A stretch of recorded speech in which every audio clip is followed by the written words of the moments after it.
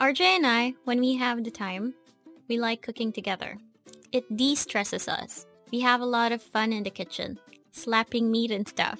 Like actual meat, you know, tenderizing breasts and marinating steaks. So we were very confident that we could cook my dad a really nice dish for his birthday. Because oftentimes, RJ and I, we can't celebrate with our families on the actual day of the event because of how much we work. And when we do get breaks and days off, we spend those times together because for about 16 hours of every day, we do see each other, but we're always working. And we needed to break that cycle. So we use our days off together outside of work, on dates. So that time I felt very guilty because I wanted to spend my dad's birthday with my dad. But during his birthday, I wasn't able to do that. I know I greeted him, we bought food, there were preparations, but I wasn't there during the party. And I felt bad because even when I know I am able to do the best I could with the responsibilities that I have, I wanted to do more. So instead of crying about it like a baby, which I did for a while right after we finished our shift from work that weekend, RJ consoled me and told me that we should cook for my dad. So we went to buy the steak and the chicken and the other ingredients, and we both were very excited.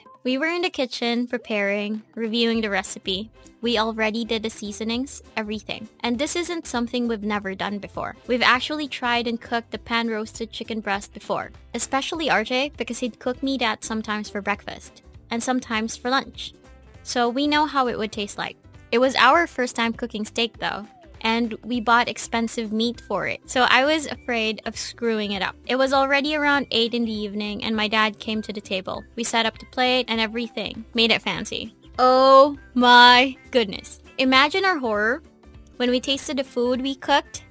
It was so very salty. It was crazy salty. Hands down the saltiest meal I've ever tasted. And who knew RJ and I are the ones who accomplished that? RJ and I and our entire family on that table laughed.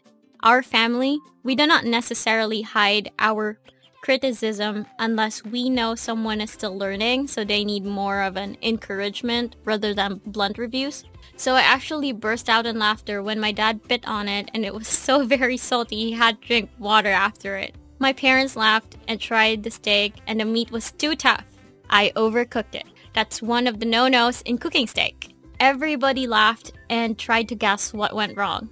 We laughed it off because we obviously didn't know that it was that salty, nor did we know why or how it happened.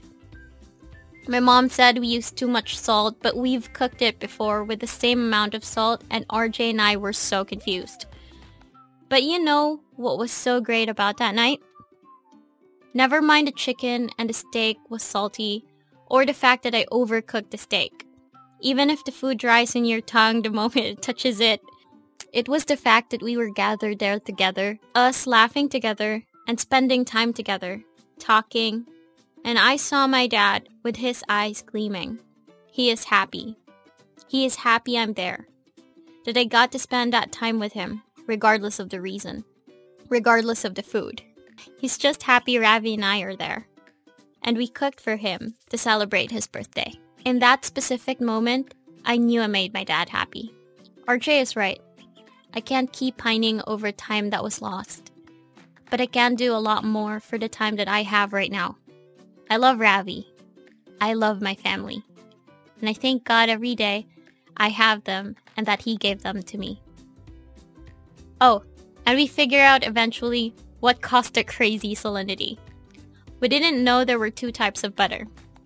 One is unsalted, which we usually buy, and the other one is salted. They often look the same, and the only difference is the label of salted and unsalted.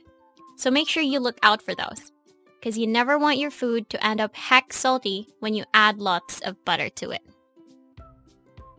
Hi Wasper! Thank you for leaving a beautiful comment on my video. As a way of showing my gratitude, here's a huge box of crayons for you.